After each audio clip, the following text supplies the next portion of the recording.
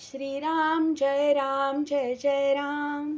श्री अनंतकोटी ब्रह्मांड नायक राजाधिराज सच्चिदानंद सद्गुरु श्री ब्रह्मचैतन्य महाराज की जय। जय जय रघुवीर समर्थ। श्रीराम श्री ब्रह्मचैतन्य गोंदवलेकर महाराज प्रवचन 7 ऑगस्ट। रूपाची ओळख नामानेच होते. नुसत्या शास्त्र पठणामुळे होणाऱ्या ज्ञानापेक्षा भक्ती ही निश्चित श्रेष्ठ आहे.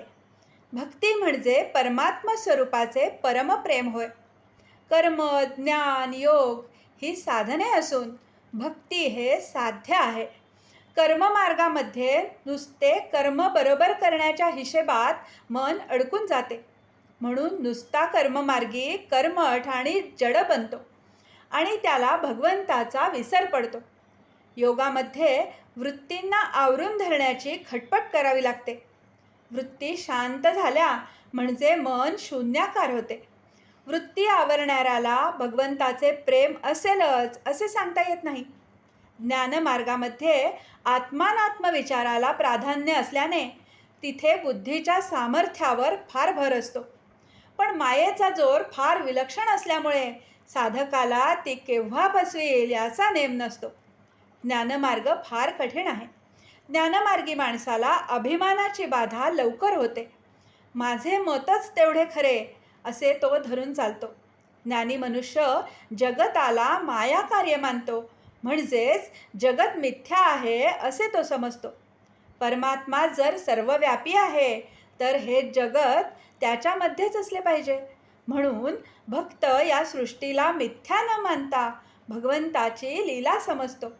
त्याला या सृष्टीमध्ये सर्व ठिकाणी भगवंताचा महिमा, त्याचे विभूतिमत्व आणि त्याचा आनंद भरलेला दिसून येतो. सृष्टीमधले सौंदर्य, माधुर्य, मनोहर भाव, पावित्र्य आणि प्रेम पाहून जीव मोहित होतो. पण सृष्टीमधल्या विभूती रूपांची उपासना करून जीवाची तृप्ती होत नाही. कारण विभूती हे साक्षात भाव नाहीत. म्हणून भगवंताच्या साक्षात गुणांची आणि भावांची जरुरी लागते. त्यांच्या प्राप्तीने जीवाची तृप्ती होते. मात्र सौंदर्याने आणि माधुर्याने भरलेले हे भगवंताचे रूप आहे हे समजायला त्याला भगवंताचे नाम देणे जरूर आहे. कारण त्या रूपाला भगवंताचे नाम दिले नसेल तर ते रूप मायावी राक्षसाचे देखील ठरेल. कुंभाराने एकाच मातीपासून अनेक प्रकारची भांडी तयार केली. प्रत्येक भांड्यात मातीशिवाय दुसरे काहीच नाही. तरी प्रत्येक भांड्याचे नाव निराळे. तुकाराम बुवा एवढे मोठे संत बनले, पण भगवंत सर्व ठिकाणी व्यापून आहे म्हणून ते विठोबाला राम म्हणाले नाहीत किंवा दत्ताला महादेव म्हणाले नाहीत. जगत हे भगवंतापासून भिन्न नाही.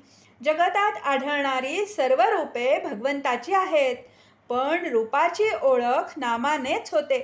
प्रत्यक्ष आकाराला आलेली अनेक रूपे नाहीशी झाली तरी त्यांचे नाव टिकून राहते. म्हणजे नाम हे देशकालाच्या मर्यादेच्या पलीकडे असते.